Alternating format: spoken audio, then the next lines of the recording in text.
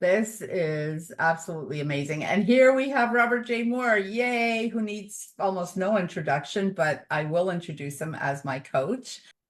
Robert J. Moore, a seasoned professional, has been prominently featured in Forbes and Disrupt magazines. He is an international award bestseller and the founder of Next Level Coaching. Robert played a key role in achieving the Guinness World Record and Global Recognition Award, impacting numerous lives through his coaching programs.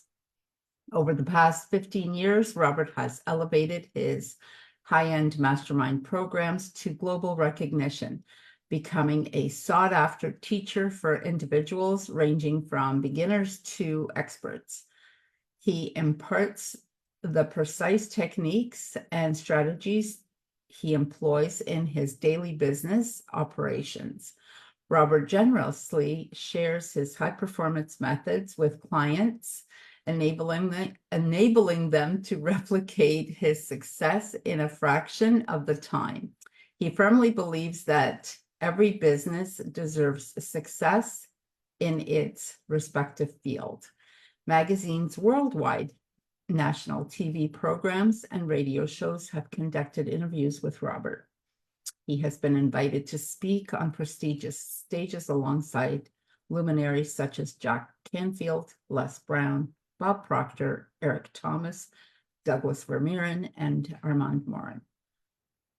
In addition to coaching accolades, Robert has earned noteworthy awards, including 9 for his 2023 documentary titled Reinventing Freedom, which I'm in, of course. The documentary chronicles Robert J. Moore's inspirational journey from homelessness and prison to achieving recognition in Forbes, which is pretty cool. It serves as a testament to his resilience and triumph. Recently, April 2024, Robert was awarded the Legends of Coaching Award by Forbes Business Awards. I'm glad you got that. So I had to run and do something.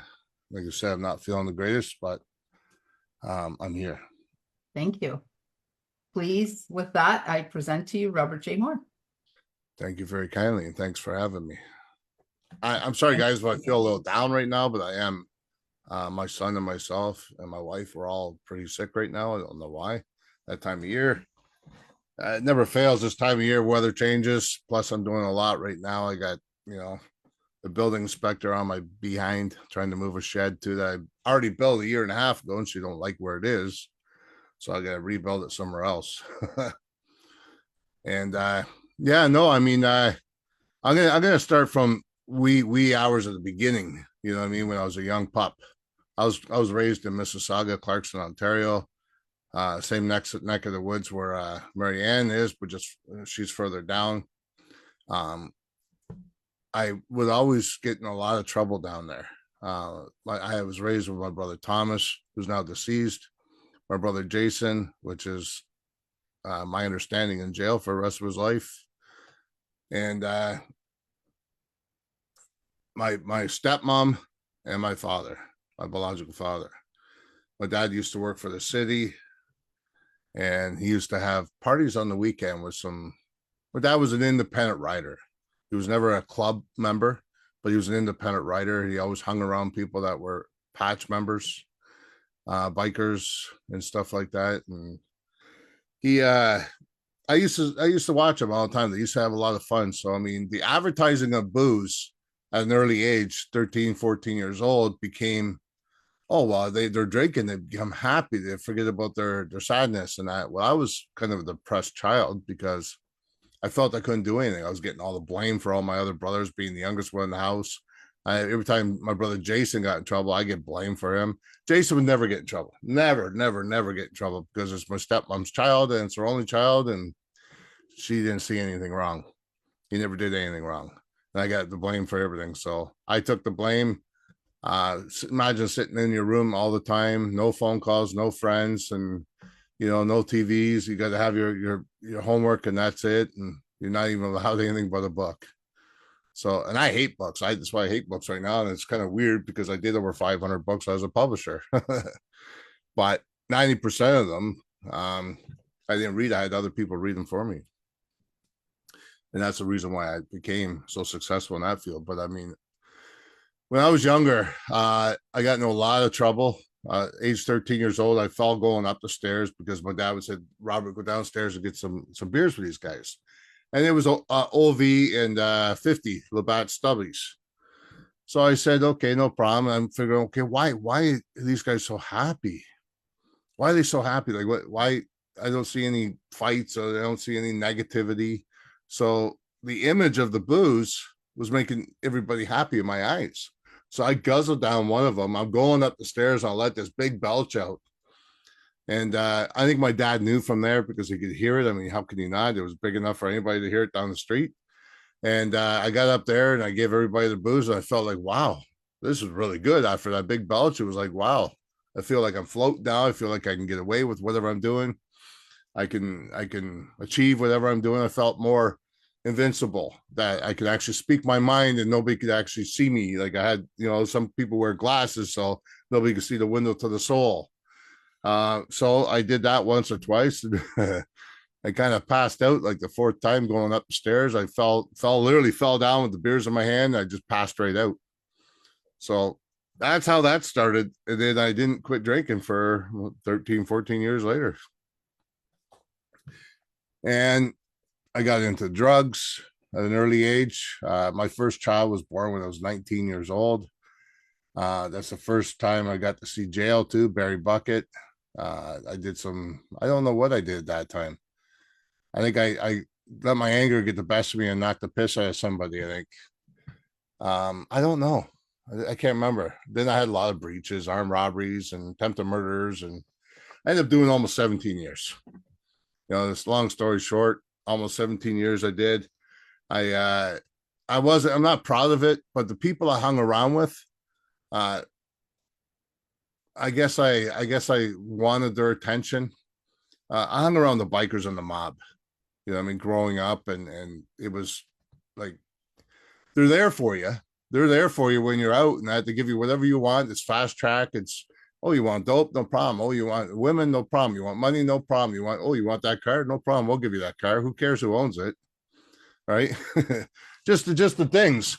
So I ended up doing the collecting. People owed money, and I went do the collecting. That's kind of where I come from, is a rough neck of the woods. And it's probably, I probably hang on to a good chunk of that in my attitude, because the reason why I do that is because it's probably protecting me at the end too, at the same time. But needless to say, it bothers me that I had to live that life in order to be here today, because when my second child was born, July 20th, 1992, the mother of my kids, she ended up dying in my hands, giving birth. When she died in my hands, giving birth, that was absolutely insane. I honestly, I can remember it to this day when it happened. And it was, I don't know what to say. I mean, like, I can't express the feelings I felt, because it was something I never felt before at that time. Losing someone that you loved, and being the person I was with the anger issues and everything at the time, I didn't know how to control it. So when she died in my hands, I mean, she had an epileptic seizure with pulmonary emboli, with a blood clot going hard up to her heart and her brain. And then all of a sudden, she bled all over the place, every orifice that she had. I mean, I'm sitting there and blood's coming out of her eyes, her ears, nose, mouth, and it was just interesting. It was nothing I wanted to ever see again. But when I left that hospital, I had to have someone come pick me up, and it was my younger brother. And we ended up going out partying because I didn't know how to handle it. When I handled things, when I felt sad or when I felt angry or whatever, I go drink or drug. That's when I really got into the drugs, is when she died, because then I met another lady. Probably about, I don't know, 6 months later, I met another lady, And you got to remember, I was 20 years old this time, like 19, 20 years old. To me, partying was the security blanket, let's say. Easier to say security blanket. Now, I'm also going in and out of jail all the time, like I said, at the same time when I was young age. But besides the fact of living on the streets 7 years on and off, too, I lost my daughter to the in-laws. They wouldn't let me see my daughter for years, and I probably only see her 2 or 3 times, which I'm very sad about, but at the same time, it's probably for the best at the time. My son, he got raised by my aunt in Mississauga. He's actually still living in the same house the family was living in. And we have a great relationship. He's actually in my documentary too, along with Marianne. He was always wanted to be the gangster kind of guy. He wanted to be a gangster, and I phoned down one time. I could hear him on the phone being really rude to my aunt. Now, I was always the kind of guy, if you're rude to a woman, man, you're gonna pay for that. I don't like the rudeness to women. Like it's something I don't like. So then I get on the phone and said, "Hey, listen, I'm gonna come down on the weekend. You and I got to go in the backyard, and we're gonna see who the gangster is." And he's like, "What do you mean?" And I hung up. So I never did go down that weekend, but my cousin phoned me, and because he lives with my cousin, and said, "Hey, listen, just to let you know, your son, I'm not going to say his name, but your son happens to be going out changing his mind about being a gangster. And he's wearing a suit and tie now, and he did that for years, a suit and tie. I thought he was going to be a lawyer or something at the end, but what he did was he changed his whole persona, changed the people he's hanging with. I guess the lecture that my aunt gave him for years on end, and the fact of, finding out I was the real father, and then looking at the fact of, okay, well, my lifestyle, in and out of jail all the time, always in trouble, always having cops coming looking for me. He didn't like that scene of the after effects. He liked the upfront stuff. He like, oh wow, my dad's a gangster, like I'm cool with that. Like he it was an image. Once he got past that image and looked at what really could happen, how many years in jail he could be spending himself and ruin his future, I think he realized that was not a right way to go. So he changed himself. And if you ever get a chance to see the documentary, he actually educated himself to be a police officer. And his main goal in life is one thing. He says, the one thing I want to do is I want to pull you over one day. He said, that would be satisfying for me. I don't know what he's going to do. I don't know if he's going to throw me in the back of the car, but I mean, you can't fight a police officer. You can't, no matter if it's your son or not, it's all on tape, and the video cameras and everything are all there. So I have no choice but to go with it, So, I think it'd be kind of comical to see my son put me in handcuffs, say, you're not being arrested, but we're going to obtain you right now and put you in the back of the seat just to make sure everything's okay, and check your car out, make sure there's no dope or paraphernalia or open bottles or any weapons are in there. And he would do that too. He would. So even my best friend, I was always with Robert Goundry from Mississauga. He's a good friend of mine. I've known him since 3 years old. And he actually literally at 3 years old, him and I would do things. At 15 years old, we do things, get in trouble all the time. And he knows that he was starting to go down the wrong road because of the fact of hanging with me. So he decided not to hang with me, and he decided to get married, have kids, and do the right thing, be a trucker. And he's been a trucker ever since. But he watched my lifestyle go downhill, and he didn't really connect with me until I was clean and sober. Now, I didn't get clean and sober until years later. I'm talking years later. So September 5th, 2015 is when I actually got clean and sober. And that's going on 19 years in September. And then I quit smoking after that. But in between that, when I first got sober, I said, I gotta become someone. I said, I want to make someone proud of me. My stepmom and my dad were both still alive at the time. And when I decided to put myself into treatment, let's say, because I wanted extra help, I didn't go willingly at first, because I used to go in and out of detox a lot. And basically I'd go in there just to get more or less food, rest for the week, so I can go out there and do it again for another month. You know what I mean? So every time they'd see me, they say, "What makes this one here so different from the other times?" And I said, "Well, honestly, I can't answer that, but I feel there's something that needs to change right now." And I couldn't answer. I didn't know how to answer it. So they said, "Okay, fine. We'll phone the welfare system, see if they can pay for your stay, because you're only allowed to stay 7 days there."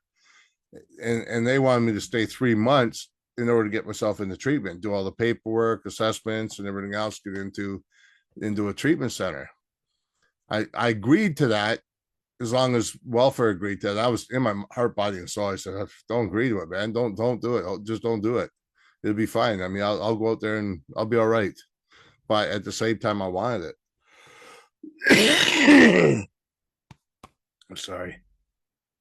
And but they agreed to it, and I had a whole list of places I wanted to go to, or I didn't want to go to. I wanted to call, so I called all these places, and finally, I ended up getting into this place. It was in Aurelia. It was the very last one that I should have called the first one, because I avoided that one at first. I really wanted to be in that one, but I avoided it because I knew I could get in there eventually. All the rest of them were 2-3 months. Can you wait 2-3 months? We'll call you back. We'll get you in. We'll send the paperwork down to the detox center and blah, blah, blah. Well, it was interesting because when I phoned the last one, I literally got in within a week. It was, and it was weird because I did a little prayer at the time, and I wasn't really much a God person. I just only did it because I wanted to feel better, and I thought maybe doing a prayer at the time would make me feel better, and people would have a better understanding of me. I don't know what I was thinking, to be honest with you. I'm just thinking that may be the case. So when I actually did get told, "Can you be up here on Tuesday?" it was like, oh, I wasn't expecting that. I didn't want that. I wanted it to be 3 months down the road so I can keep going on and doing what I was doing. But things changed. I did end up saying, "Okay, I could be up there." And then I phoned my dad, said, "Can you bring down a couple $100 so I can actually go on this trip up there?" My dad came down, but he wouldn't give me the money. He gave it to the staff, and he says, "If you could actually go and buy him the ticket to get on the go bus to go up north, I will release the money. Otherwise, he's not releasing it, because he knows darn well I'm too close to the bear store. I've done this way too many times, crying wolf. And every time I called him a collect, every time I did something, it was always, no, it was always bad. I've never really called him unless I called him and it was collect. I never called like this. This is the only time in years I called him straightforward and it wasn't collect. So he was like, he was a bit confused about that one, but he was happy to see I was in detox and trying to get the help I needed. Now, when that day, I'll tell you something. That day was the last day I seen my dad for like 2.5 years. I decided not to talk to my family, not to talk to anybody I know that can drag me down or upset me or say, "Oh, you're just doing this to impress us, to get whatever off us, and you're just going to go back the same way." I was always told, "You're never going to accumulate to be nothing in life. You're nothing. You're going to be dirt." I was always told that all my life because of the way I was acting. My aunt would tell me, my uncle would tell me, my stepmom, my biological mom's boyfriend was a cop. I used to fight him all the time. I'd steal their car and get in fights with the police officers. I tell them, "Drop the hoisters so you'd see how tough you are." A few of them did, and I got a couple whoopings, but I mean, I gave it back to them later when they weren't around to see it. And I did it from behind, I guess. I don't know. I got in a lot of trouble. I ended up doing a lot of trouble and spent a lot of time in jail. Now, things changed. I'm in detox. I'm actually wanting it this time, but I'm one angry SOB. They pulled me in a separate room in the first week and they said, "We have to do an intervention." There was like 6 people there. "We have to do an intervention." And there was a guy named Brian Adams, not the singer. He was actual, Brian Adams is actual anger management social worker up there. And he says straight up forward that we need to work on this anger and we need to do an intervention on it. So, and they start every couple of days they sit down together. We'd all sit down together. We work on it. So doing the steps, as everybody knows, in Alcoholics Anonymous or Narcotics Anonymous, they do now. I think they call it sober something or another. They call it now. I don't know. It's been a long time. But when you look at doing those steps, you're doing like a moral inventory of yourself. I kept going 1, 2, 3, forget about 4. That's your moral inventory. So finally, I'm going to this meeting and I'm looking at this guy and he's talking to me, and I didn't know exactly who he was. And then I found out he was a biker, and he wasn't taking any of my shit, no matter what I liked it or not. He wasn't taking any of it. I mean, like, I was mouthing off to him. He's mouthing off back. We almost went around back, almost got in a fight. But we didn't. For somehow or another, we ended up respecting each other. And he looked at me and says, "Listen, here's the way it's going to be." Pulled out his piece of paper or cigarette pack or whatever it was, wrote down this phone number, says, "You're going to report to me every day." I said, "What do you mean report to you? What the hell does that mean?" So every day in Alcoholics Anonymous, basically, they want you to phone them and just let you know how their day's going. Just to see, someone's going to support you. Someone's going to be there for you, because we never had anybody there for us before. So he did that. And there was another guy named Jules McKenzie that happened to be with him. And I just never thought nothing. I just thought, okay, well, he's a cool cat too, and started going through, and I started getting a year in, right on, cool, got 2 years in. Like I said, I'm going on 19 years this year. But in the 4th year, oh, this is funny. Jules McKenzie, I said, "Listen, do you want to go for a coffee?" So I decided to go for a coffee with Jules. And before I even got a word out, he looked at me and says, "How come you've never asked me what I do for a living?" Because he was unsure why I wanted to talk to him. I'll be honest with you. He was unsure why I wanted to talk to him. He thought I wanted to talk to him about doing a score or doing maybe a robbery, or who knows, knocking someone out. Who knows? Because I was still pretty angry back then.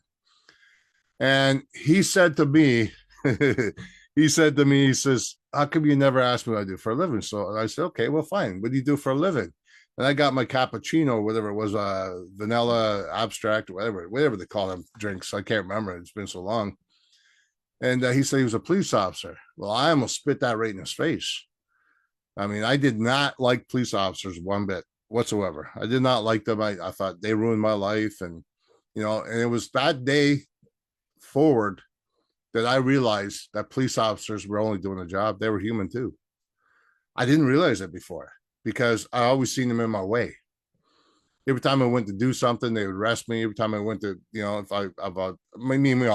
obviously I'm the one to blame. Obviously, I'm the one that's doing the problems and putting them there to be a part of that. And you know what? He turned out to be one of my best friends, still is today. He was actually in my documentary. He actually pulled up my record. He helped me get my my part in. And if you look in my documentary, he also states in there, he says he didn't actually think I was going to get one with the lengthy record I had. There were 42 charges. I had 28 jails I had stayed in. And like I said, it was a span of 17 years. And I even had my ex-probation officer do a part of the documentary too. And that was my best friend. And, it was absolutely insane. I want everything tangible. I want rawness. I want the truth in this. And that's probably why I've won 10 awards with the documentary.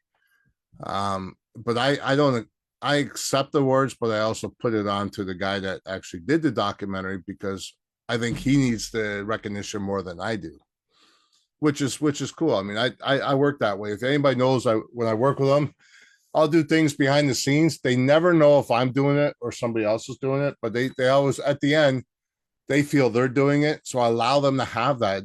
I don't tell them, hey, I did this, I did that. Marianne can tell you that. I've worked with her for years. And I will not tell you if I did something or if I didn't, because I want you to have the recognition. I want you to believe in yourself. I want you to look at your passion. And my goal in life, honestly, my goal in life is straight out forward, is to have people believe in themselves with their passion, become millionaires with their passion, not millionaire with money. Millionaires with their passion make that millionaire money with their passion. There's a difference there. And a lot of people don't understand how to do that. And that's basically what you're doing is you're looking at your passion, you're looking at how you're putting things out there and who you're helping with. So I have programs that, like, the first 2 or 3 of them, I interview some high-end people. Some people from the Buccaneers, some people from Darman, some people like Marianne, a bunch of people, high-end people, right? I interview a lot of high-end people. I know a lot of different high-end people. So when I started off my businesses, I had about 20 businesses before. They was all called different things. But I couldn't find the right name.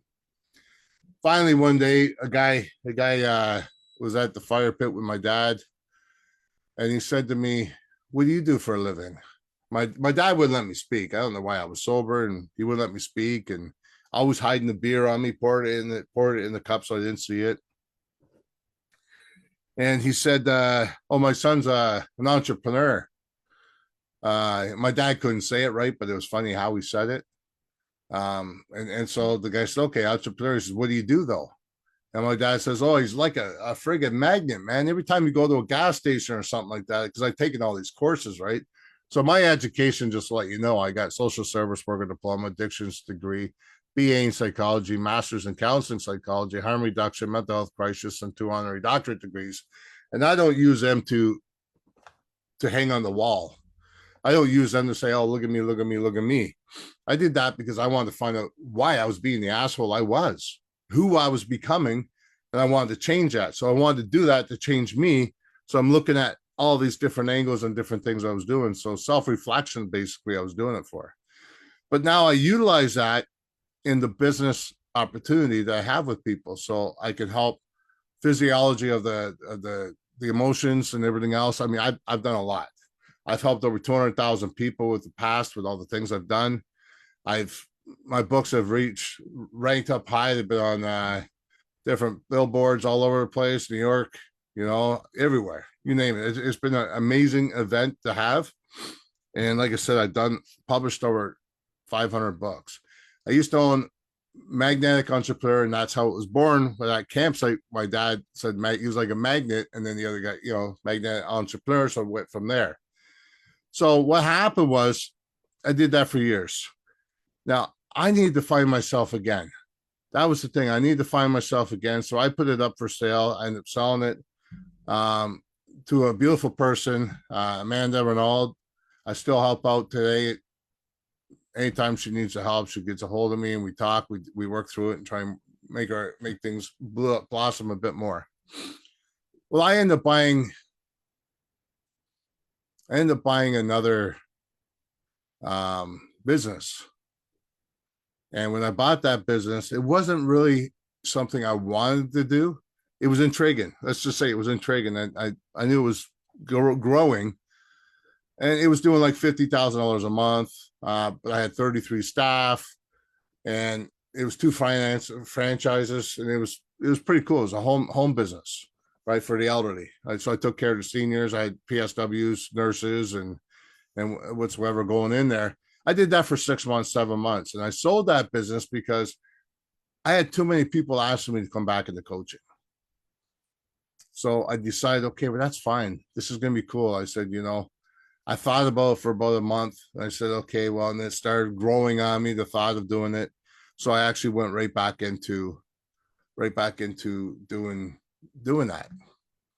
So when I actually came back in, I thought about, okay, well, who am I going to hire as a coach? What kind of coaches do I want? What kind of stuff? I started right from scratch. I said, I want a new business right from scratch. I want to build it up, do automation and everything. So I hired Armin Morin. He's one of the top strategists in the world. He's spoken all over the place. The guy's well known. He's really out there. And then I also hired Satish Verma, which is the CEO of Think and Grow Rich. So both of them together, I'm really looking at a beautiful perspective of things that's going on. And I'm still working with people. Still doing the things I got to do. And, my life don't change because the things in my past. I utilize the things in my past to make my future. So when people sit there and say, oh, you don't understand, Robert, that's the reason why I started using my past, is because I get tired of people sitting there saying, well, you're way up here.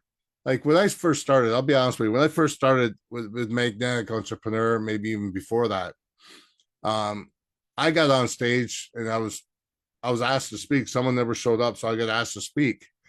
And it was like, sure, no problem. And they gave me 5 minutes. Well, it was a hell of a cross path to do, because Les Brown was before me, and right beside me when I got off stage, and the person got up was Bob Proctor.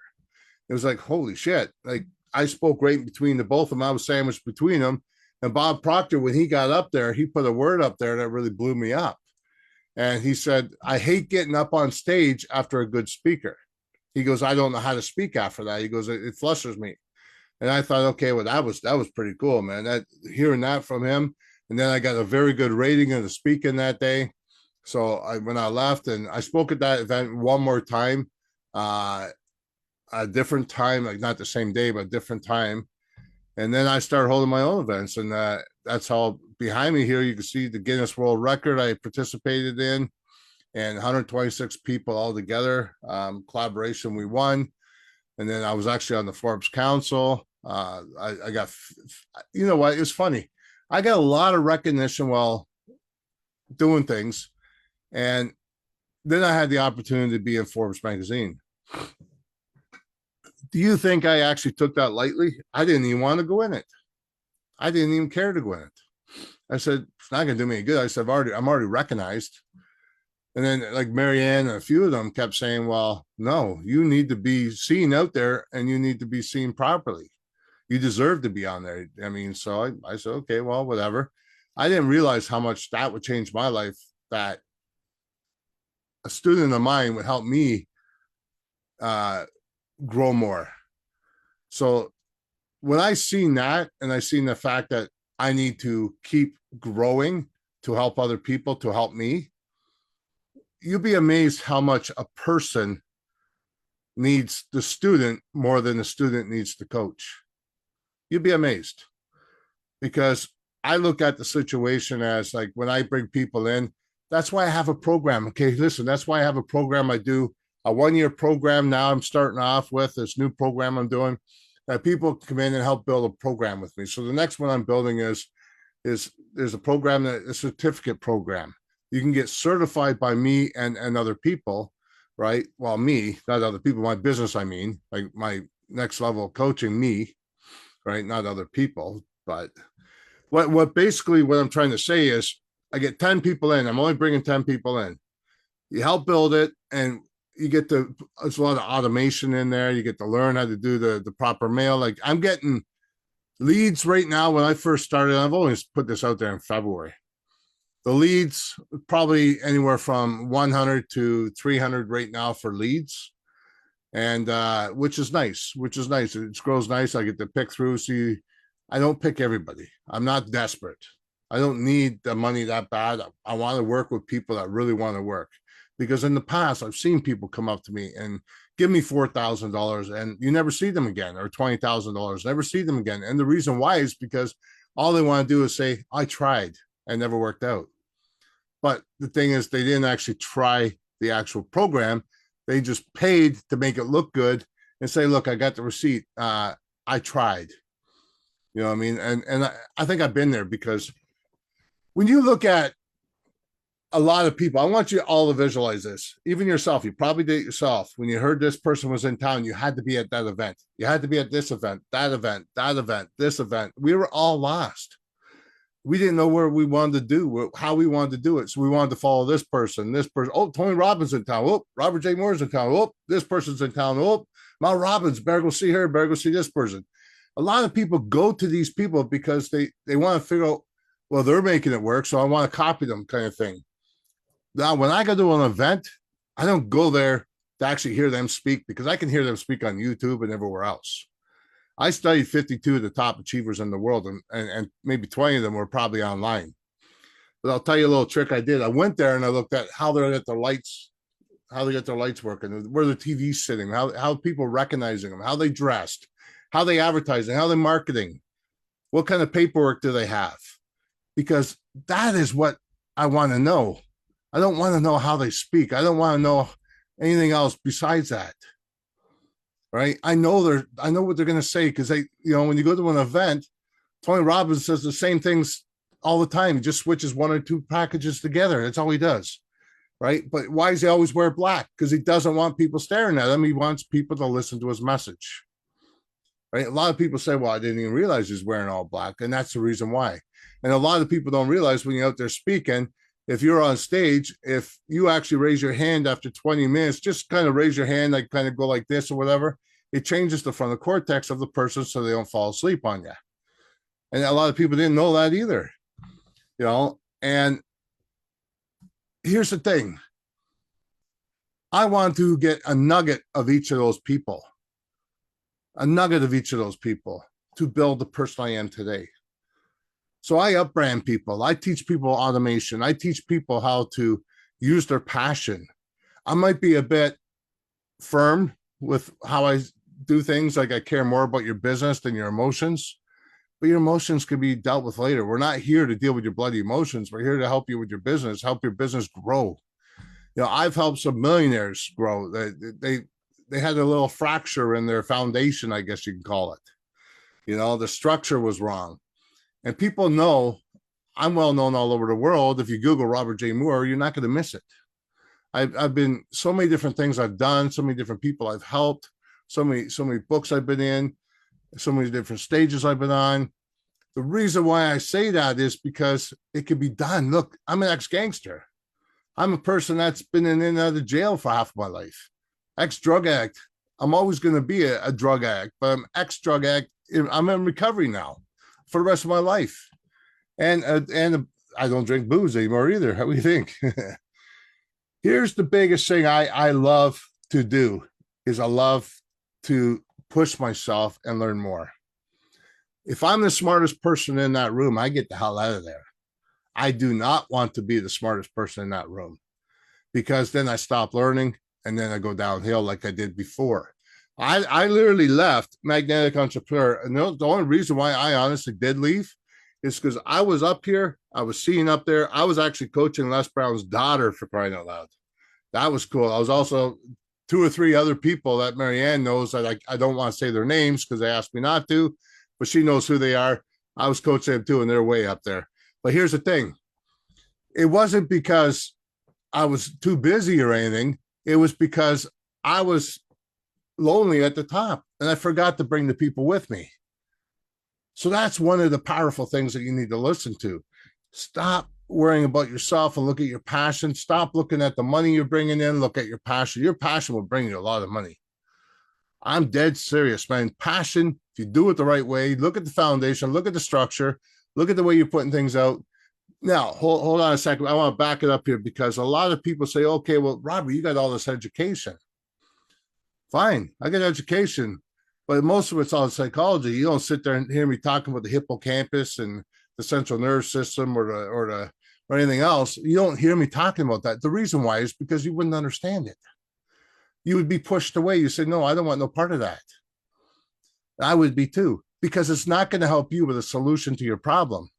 What is going to be, I put surveys out once in a while, and I'll ask everybody, put 2-3 things in the survey and let them answer that, A, B, or C. Are you struggling with leads? Are you struggling with marketing? Are you struggling with, this, or this? And they'll answer you. Now you're looking at that. Then you do a live in a few days and you talk about the things that people are actually struggling about, and you kind of give them a little hint and let them know, hey, listen, you give them it for free. If you're giving this information for free, that you're actually empowering other people and let them see, hey, listen, this guy has a solution to my problem, they're going to hire you. It only makes sense. Funny story. Some of you already know this story. I was at an event one time, and there was a guy there. He looked kind of rough, and I didn't understand who he was. I was new. I was really, really, really new at coaching. I thought, okay, well, this guy looks like he just got off the beach or something like that, or he's a bummer, or he's living on the streets, holes in his pants. And I guess he didn't smell the greatest at the time or whatever it may be. And I thought, okay, well, I started talking to this guy and started, questioning him and everything else. And this is hilarious. Next thing you know, he leaves. We both leave the event. He says, hey, listen, you got Facebook? I said, yes, it's under Robert J. Moore. So he went and looked at me and called me and then got a hold of me, added me. And I went to look at him. I said, oh, man, Lord, I'm not going to have this guy as a client. You know who he was? He was the operations manager of Think and Grow Rich. How in the heck am I going to, have this guy as a client? I end up being his client. But I'm going to tell you something right now. He taught me something. That's the day I learned about judging people. That's the day I learned about putting your stuff out there. Now check this out. I only had $2,100 in my bank. That's it. At that time, I had $2,100 in my bank only. He wanted $1,400 that day, and then 2 weeks later, he wanted the other $1,400 to make up for the month. I said, yeah, okay, I got to think about this. He goes, listen, he goes, I'm not going to stick around and wait. He says, I have one spot open, and that's not a joke. He says, I'm not going to open up any other spots. But I do want to work with you. He says, I would love to work with you and help you out. Pardon me. And so what happened was I said, okay, well, listen, I said, I don't know how I'm going to do this. So I said, I got car payments, I got rent, I got all this going on. I said, I'll give you the $1,400 right now. I never thought of it. I just did it. And it was like, oh, I got scared for a second or two afterwards. And then within that 2-week period, he taught me that my passion and how to use my passion, how to put it out there, how to stop focusing on the money, how to stop worrying about the money, how to stop looking at like, okay, well, it's a crutch. If I don't have the money, I don't have this, but you're more focusing on the damaging you're doing to yourself, because if you focus on all that money, what you're doing is bringing on more bills. If you've ever watched the movie The Secret, that's what you're doing. So he taught me, focus on your passion. Well, within that 2 weeks, I made $17,000. $17,000. I had no problem paying him out for that. And then we just kept building from there. And I think I had him for 6 months to 8 months. No problem. It was like $5,000 a month. It turned out to be. I had no problem paying him. And like, it was pretty cool. It was like, wow. And when you look at it, when I look back at it, and I just look at the situation, think that I was actually thinking I was going to coach him because of the way he was dressed and the way he was talking and stuff like that. Never judge people by the book, cover of the book. I have a book out like that because some people sit there and judge me by how I look, and they'll say, oh, Robert, you don't understand because you're way up there. You got a big name. And that's why I have a past that I utilize in my business. I'm not shy to talk about, sorry. But now, I do a lot of work. I don't publish any books no more. I got 2 people that when books need to be published, I have 2 people that I send them to. I still help out with both of them. I still help doing the stuff I got to do, and I help them do whatever they need to make it happen. As a coach, I try and be there. Amanda's one of them, and Marianne's the other one. The 2 publishing companies, and you know what? They need the help. I'm there. You know what I mean? Like I'm there to help, and I've helped over 200,000 people, believe it or not. And that's not to brag. I mean, to me, it's like, wow, that's pretty cool. But you got to remember, I did it in large groups. I used to be a therapist. I helped a lot of elderly people deal with the passing of their partners. That was the toughest part because at the end, I was starting to wear my heart on my sleeve, and I was having crying with them. But there's a difference between one thing a lot of people do not do is look at the difference between empathy and sympathy. All right. There's a huge difference. When you're looking at empathy, don't take away their emotions. Let them enjoy their emotions. Let them digest their own emotions so they can get past it. All right. So say, I'm going to use my Buckleys for this. Check that out. Say this is a box of Kleenex and they're crying in that. So you just kind of push it like this to them. All right. That's sympathy, telling them, okay, it's there, but they have to grab it themselves. But if I sit there and say, oh, hey, here, no problem. It's okay. Everything's cool. It's all right. Well, now I'm taking their emotions away from them. And what's going to happen? Now they can go through the same thing over and over and over and just put their emotions on somebody else. They don't actually deal with the emotions. I learned when I was going through treatment center, the guy that was actually training me, a good friend of mine still to this day, I still talk to him, like the counselor, and he stripped me of all my emotions. He was afraid because every time I walk in that door, he says he thought the hinges were going to drop off. He says I'd swing that door so bloody hard. You know what I mean? I was angry. I was really angry. But he stripped all my emotions, and what we did was we went to the rawness of, we went to the core. We changed the perspective of what those emotions felt like, what those emotions look like. So the death of someone today, when I talk about the death of someone, listen, I know about the death of my brothers. I'm going to tell you something. 2001, my brother died, car crash, drugs and alcohol. 2015, another brother of mine died. He died of overdose. All right. I won the Guinness World Record. 11 days later, guess who died? My other brother died. I lost 3 brothers due to drugs and alcohol. I'm going on 19 years clean, and I'm doing it for me, not doing it to get clapped on the back or whatever, clap or pat on the back. I do it because I need to do it for me, and I need to do it for that little guy in the house and my daughter and my wife. That's what I'm doing it for. And I think, and you know what? I'll be honest with you. I'll never stop helping anybody. I'll never stop helping them. No matter if we get in an argument or not, we're going to argue. We're going to do it. I don't care because everybody sees things differently. Everybody grows out of it. Everybody gets on with their way. And you know what? Here's the thing. I love empowering other people. But the thing is, if I can't, because of psychology, now what I do is everybody's different. So you might have a mechanic coming to me and saying, listen, I want to grow my business. I'm a mechanic. So now I got to direct it to a mechanic. So I talk his language. How do I do that? Well, hey, you talk maybe the filter, oil change or something like that. And then you put something in there that kind of helps the guy adjust to what you're talking about.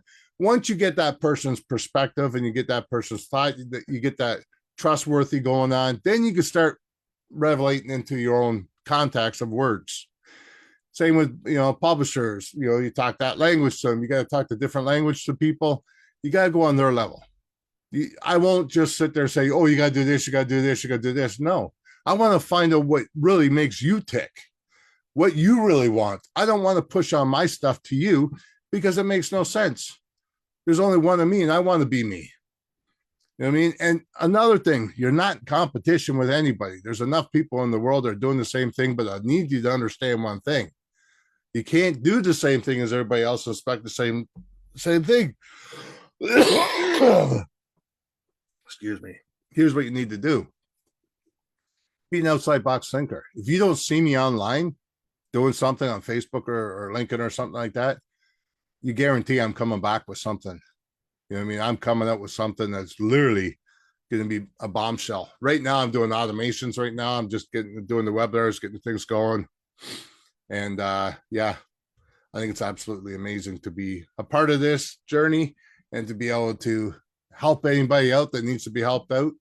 And if you ever want to get a hold of me, little Robert J. Moore, you can go to support at nextlevelcoachinginc.com, or you can go to nextlevelcoachinginc.com, to my website. You can go through that. LinkedIn, Facebook, you can get a hold of me.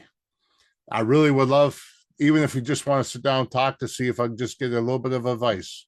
I'll talk to you free for 15, 20 minutes. Not a problem. I don't have to charge you for that. What I do need to charge you for is the air that we breathe. Why? Because we are free to do that. I don't mean money-wise either. It's called love and respect. That's all it is. When someone talks about the love and respect, that's what that is. So it looks like I got the luxury of driving my daughter to school. I just got the text. So guess what? Everybody, I love and respect, and nobody's told you today, you're well and worthy. About the good work. Thank you so much. First of all, thank you so much for coming on here, period. But extra thank you for having the Buckleys by your side and having to with all of that. Beautiful. So, super appreciate you every day. Super extra appreciate you today for coming on when you feel like not good. So, and Yeah, thank you. I got a tickle in my throat like crazy. And thank you for not swearing. You only said it once, the SHIT word. So that's Yeah, good. that's a rarity. That's a rarity. Normally, I well, appreciate it. Thank you. yeah. Okay, okay. Thanks a lot for having me. Cheers, everybody. I'll be on here to watch for the rest of the day. I just got to drive my daughter to school, and Thank you. You got some no wonderful worries. comments, and Amanda was commenting, and I was commenting, and Ivy was commenting. Ivy, Yeah, I'll get in there. Look in a few minutes. Just let me. Ivy speaking. Ivy speaking later on today, so that's going to be amazing. Anyways, Cool. have yourself a great day. I'll talk to you later. Cheers. Say hi to Lexi and have a great day. Thank you again. Muchas gracias. Don't know why I'm saying it in Spanish. I'm obviously not Spanish.